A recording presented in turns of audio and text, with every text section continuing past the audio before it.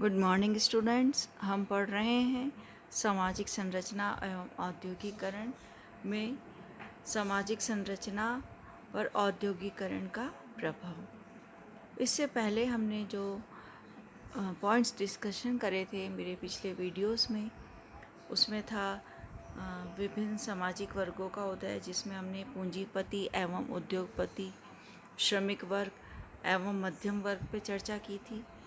उसके पश्चात हमने देखा था कि जाति एवं वर्ग पर किस तरह का प्रभाव पड़ा है औद्योगिकरण का, जिसमें हमने देखा था जाति व्यवस्था में विघटन हुआ है, जाति कार्यों का विभाजन हुआ है। साथ ही हम देखेंगे कि जातिगत नियंत्रण में कमी हुई है, श्रम विभाजन कार्य कुशलता पर आधारित हुआ है, ब्राह्मणों की शक्ति एवं महत्व में कमी आई है, शूद्र जाति का उत्थान हुआ है, अंतर्जातीय विवाह का प्रचलन हुआ है और छुआछूत की भावना का समाप्त हुआ है। उसके साथ ही हमने देखा था विवाह का भी क्या प्रभाव पड़ा है, औद्योगिकरण होने से विवाह पर भी क्या प्रभाव पड़ा है। तो हमने देखा है कि विवाह की आयु में वृद्धि हुई है, अविवाहित अविवाहित रहने का चलन हुआ है, विवाह एक सामाजिक समझौते के रूप में हुआ है, अंतर्जातीय विवाह होने लगे हैं, प्रेम विवाह, न्यायालय में विवाह और विवाह विच्छेद का प्रचलन भी बढ़ा है। आज हम चर्चा करेंगे परिवार पर औद्योगिकरण का प्रभाव, कि विवाह के साथ साथ औद्योगिकरण ने परिवार की संरचना को भी प्रभावित किया है। सो हम देखते हैं कि परंपरावादी दृष्टिकोण के अनुसार अगर हम देखें तो संयुक्त परिवार की संख्या धीरे धीरे समाप्त होती जा रही है, क्योंकि उसमें अब प्राथमिक संबंधों के लिए कोई स्थान नहीं है। तो हम देखते हैं कि परिवार पर औद्योगिकरण का प्रभाव किस तरह से पड़ा। तो उसमें हम फर्स्ट देखेंगे संयुक्त परिवार का विघटन। संयुक्त परिवार जो भारत की एक प्राचीनतम प्रथा थी, जहाँ पिता, चाचा, उनके पुत्र एवं पत्नियाँ सभी साथ साथ रहते थे। परिवार का एक समान मुखिया होता था, जो परिवार का सबसे बड़ा होता था। वह सबकी व्यवस्था करता था। जो कुछ भी आय होती थी वो मुखिया को दे दी जाती थी। उस आय के द्वारा ही सबके खाने पीने, रहने की और समान व्यवस्था की जाती थी। लेकिन औद्योगिकरण ने संयुक्त परिवार प्रथा को समाप्त कर दिया। अब परिवार के अधिकांश सदस्य, क्योंकि उद्योगों में काम करते हैं, सबके कार्य और आय भिन्न होने लगी। आय की दृष्टि से हम देखेंगे कि परिवार के सदस्य आत्मनिर्भर होते हैं तथा उन्हें कारखाने के द्वारा सामाजिक सुरक्षा भी प्राप्त होती है। जहां उन्हें पहले अन्य सदस्य की सहायता की आवश्यकता होती थी, वहां अब इसकी आवश्यकता नहीं होती, इसलिए वे अलग रहना पसंद करते हैं। औद्योगिकरण के कारण जहाँ औद्योगिक नगरों का विकास हुआ, वहाँ मकान छोटे होते हैं, उनमें संयुक्त परिवार के सभी सदस्य नहीं रह पाते। इसके परिणाम स्वरूप धीरे धीरे संयुक्त परिवार प्रथा समाप्त होने लगी, क्योंकि व्यक्ति की गतिशीलता बढ़ी है। उसे जहाँ अच्छा कार्य मिलता है वहीं जाकर वो कार्य करने लगता है। इससे परिवार के सब सदस्य एक ही स्थान पर नहीं रह पाते। कुछ गांवों में रहते हैं, कुछ नगरों में, तथा कुछ सदस्य विभिन्न नगरों में रह सकते हैं। इस गतिशीलता के कारण संयुक्त परिवार का विघटन हुआ, क्योंकि शिक्षा, कार्य एवं सदस्यों की आय के स्तर में भिन्नता होने लगी, और जब आय में भिन्नता होने लगी तो उनके विचारों में भी भिन्नता होने लगी, क्योंकि प्रत्येक सदस्य यह चाहने लगा कि वो अपना स्वतंत्र जीवन व्यतीत करे। इससे धीरे धीरे हम देख सकते हैं कि परिवारों का विघटन हो रहा है। गिल्सबर्ट कहते हैं कि औद्योगिकरण का यह एक प्रभाव है जो संयुक्त परिवार संरचना व्यक्तिवादी परिवारों में बदलती जा रही है। इस तरह से हम देखते हैं कि औद्योगिकरण के कारण किस तरह से संयुक्त परिवारों का विघटन होना शुरू हुआ। उसके पश्चात हम देखते हैं सीमित परिवार को प्रोत्साहन। उद्योगों में क्योंकि काम करने वाले व्यक्ति अपनी शिक्षा एवं औद्योगिक नगरों की असुविधा के कारण बड़े परिवार के स्थान पर छोटे परिवार को पसंद करते हैं, और जो पढ़े लिखे दंपति हैं वो ये समझते हैं कि उनके बच्चे ही उनकी प्रगति, मनोरंजन और सुख भोग में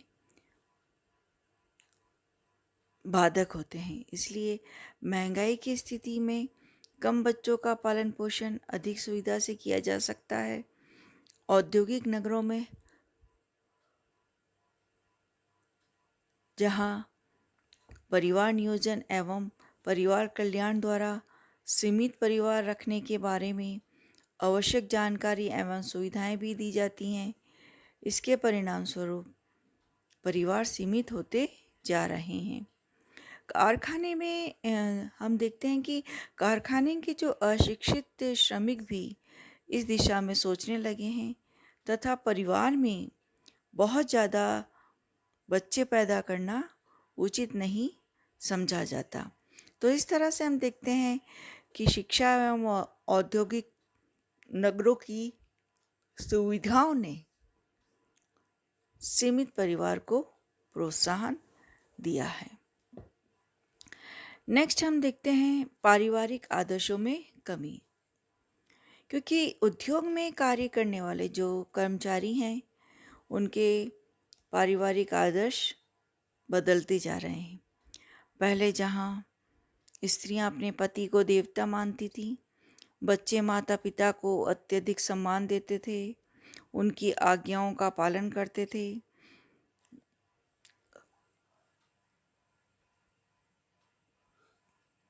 घर आने वाले अतिथियों का पर्याप्त रूप से सम्मान किया जाता था।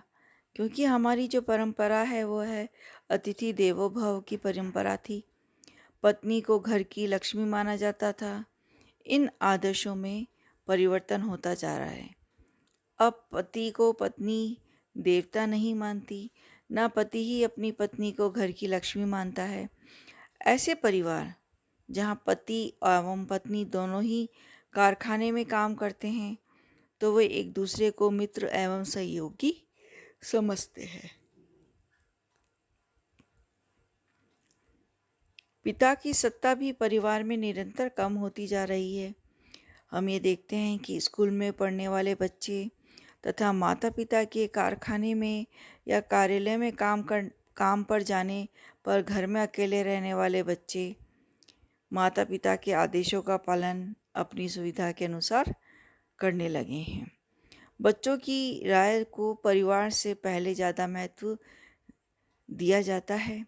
परिवार में धार्मिक चर्चाएं भी पहले की तुलना में कम होती जा रही हैं, और इस तरह से हम देखते हैं कि राम सीता सावित्री के आदर्शों का आदर्श लोप होते जा रहे हैं।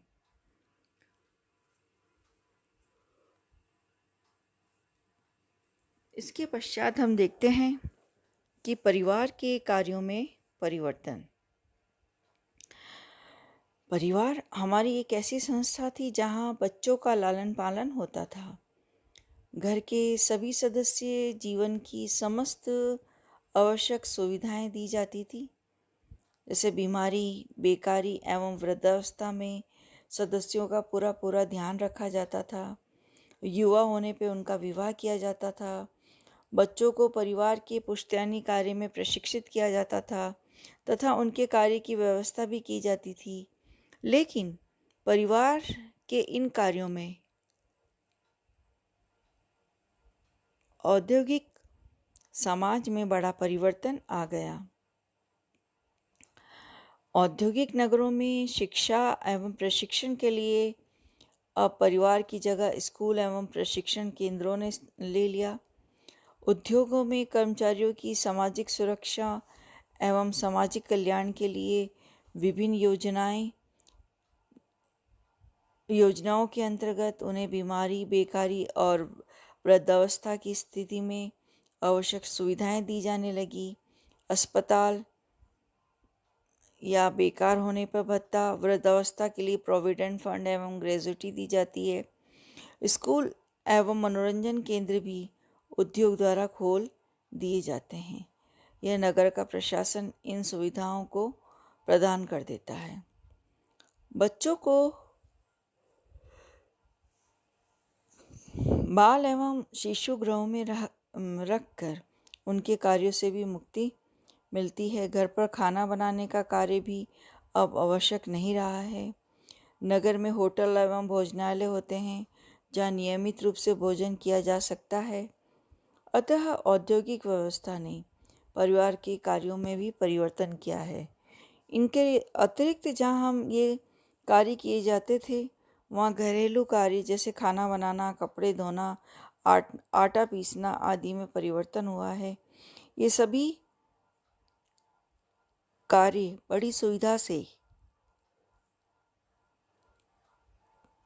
विभिन्न नवविकसित उपकरणों की सहायता से आसानी से किए जा रहे हैं, जैसे आटा चक्की से पिसवाना, गैस पर खाना बनाना, बनी हुई ब्रेड लाके सुविधा के अनुसार गर्म करके खाना, कपड़े धोने की मशीन आदि का प्रयोग। उसके पश्चात हम देखते हैं महिलाओं की स्थिति में परिवर्तन। महिलाओं की स्थिति में सबसे बड़ा क्रांतिकारी परिवर्तन हो रहा है। अब उनका कार्य पर्दे के अंदर तथा घर की चार दीवारी में नहीं रहा है और हम देखते हैं कि सामाजिक एवं आर्थिक दृष्टि से पुरुषों पर पूर्णतः वो आश्रित नहीं हैं। वे लड़कों के समान शिक्षा प्राप्त करती हैं और बड़ी होकर पुरुषों के समान ही कार्य करती हैं। साथ ही हम देखते हैं कि अपनी शिक्षा के अनुसार महिलाएं भी अब उद्योग धंधों में श्रमिक, तकनीशियन, सुपरवाइज़र, प्रबंधक, लिपिक, टाइपिस्ट, अकाउंटेंट के रूप में कार्य करने लगी हैं। अपने मित्रों एवं सहयोगियों के साथ कार्य तथा कार्य के बाहर औपचारिक तथा अनौपचारिक संबंध रखती हैं। वे अपने पति की आय पर आश्रित न होकर स्वतंत्र रूप से आत्मनिर्भर होती हैं। शिक्षा, बराबर का रोजगार तथा संप्रेषण के अनेक साधनों से महिलाओं में अधिकारों के प्रति काफ़ी चेतना आ गई है। साथ ही उनका एक स्वतंत्र व्यक्तित्व हो गया है। पुरुषों के द्वारा उन पर हावी होने की प्रवृत्ति कम हो गई है। साथ ही हम देखते हैं कि महिलाओं का अपना विकास करने का पूरा अवसर दिया जाता है तथा वे उस शिक्षा प्राप्त करके अपनी योग्यता के अनुसार किसी भी पोस्ट पर वह रह सकती है। तो इस तरह से हम देखते हैं कि जो आमूलचूल परिवर्तन आया है वो महिलाओं की स्थिति में आया है। नेक्स्ट पॉइंट हम देखेंगे पारिवारिक विघटन। एस.एन. मुंशी कहते हैं कि महिलाओं की स्वतंत्रता एवं आर्थिक आत्मनिर्भरता कोई बुरी चीज़ नहीं है, लेकिन कभी कभी इसके परिणाम इतने खराब हो जाते हैं कि प्रगतिवादी भी क्षुब्ध हो जाते हैं। इसके परिणाम स्वरूप परिवार टूट जाते हैं, छिन्न भिन्न हो जाते हैं। परिवार के टूटने के विभिन्न रूप जैसे हम देखते हैं पति पत्नी में संबंध विच्छेद होना, तलाक पर पुरुष से यौन संबंध तथा पत्नी का भाग जाना, संबंध विच्छेद कानून के अंतर्गत भी लिए जाते हैं तथा बिना कानून के भी पति एवं पत्नी एक दूसरे से बिल्कुल संबंध समाप्त कर लेते हैं। पश्चिमी देशों के औद्योगिक नगरों में तलाक तथा परिवार टूटना एक सामान्य बात थी, लेकिन अब यह बात हमारे भारत देश में के बड़े औद्योगिक नगरों में भी सामान्य हो गई है। यहाँ भी पारिवारिक तनाव और परिवार का टूटना एक सामान्य बात होती जा रही है। तो जिस तेज़ी से हम देखते हैं कि औद्योगिकरण और उत्पादन की तकनीकों में परिवर्तन आया है, उसी गति से लोगों के दृष्टिकोणों में भी परिवर्तन हो रहा है। जैसे बुजुर्गों और युवकों के बीच मतभेद एवं तनाव है, पति पत्नी के संबंधों में कटुता है, पत्नी की आर्थिक स्वतंत्रता तथा निजी व्यक्तित्व है। परिवार के विघटन के ये महत्वपूर्ण कारक हैं जो औद्योगिकरण की ही देन है। नेक्स्ट पॉइंट हम देखते हैं, युवाओं में विद्रोह की भावना का विकास। तो आजकल के जो परिवार के युवक हैं, उनमें विद्रोह की भावना देखने को मिलती है। वे माता पिता की आज्ञा का पालन नहीं करना चाहते। माता पिता एवं संतान के मध्य हम देखते हैं कि एक विचारों की खाई मिलती है। युवक स्वतंत्र रूप से अपने कार्य एवं जीवन पद्धति के बारे में सोचना चाहता है तथा निर्णय लेता है। वे परिवार छोड़कर भाग जाना भी बुरा नहीं समझते। वे अपने ऊपर विवेकपूर्ण अनुशासन पसंद नहीं करते। इसके फलस्वरूप बुजुर्गों एवं बड़ों का परिवार के छोटे सदस्यों पर नियंत्रण एवं अनुशासन घट रहा है। नेक्स्ट हम देखते हैं, वृद्धावस्था में असहाय स्थिति। जैसे परिवारों को विघटन एवं व्यक्तिवादी विचारधारा के विकसित होने से वृद्धों की स्थिति बड़ी खराब होती जा रही है। विवाह के उपरांत लड़के के अलग हो जाने से तथा पुत्र एवं पौत्र में, पुत्र एवं पत्नी में पारस्परिक मतभेद होने पर वृद्ध सदस्यों के दायित्व की कोई स्वेच्छा से स्वीकार नहीं करता। चिकित्सा सुविधा होने से व्यक्ति की आयु तो बढ़ रही है, जिससे वृद्ध लोगों की संख्या में वृद्धि हो रही है, लेकिन समाज के लोगों के जीवन दर्शन में जिस प्रकार से परिवर्तन आ रहे हैं, उससे वृद्धावस्था में व्यक्ति अपने को असहाय सा पाता है। यह ठीक है कि सरकार प्रोविडेंट फंड, ग्रेजुएटी पेंशन आदि आर्थिक सुरक्षा देती है, लेकिन वृद्धावस्था की स्थिति ऐसी होती है जब व्यक्ति को सहारे की आवश्यकता होती है। वो आर्थिक रूप से कितना भी संबल हो, लेकिन उसे अपने को संभालने के लिए किसी सहारे की आवश्यकता होती है। उसके पश्चात हम देखते हैं कि परिवार के रहन सहन के स्तर में सुधार हुआ है, कि औद्योगिकरण से परिवार के रहन सहन के स्तर में सुधार हुआ है। इसके बहुत सारे कारण हैं, जैसे शिक्षा के स्तर में सुधार हुआ, इसके कारण परिवार का आकार छोटा हुआ, क्योंकि पति और पत्नी दोनों ही कार्य करते हैं और उद्योग में अनेक सुविधापूर्ण वस्तुओं का निर्माण बड़ी मात्रा में होने लगा। इससे परिवार की आय में वृद्धि हुई तथा उपभोग की वस्तुएं सस्ती दर में उपलब्ध हो रही हैं, जिससे परिवार के रहन सहन का स्तर सुधरा है।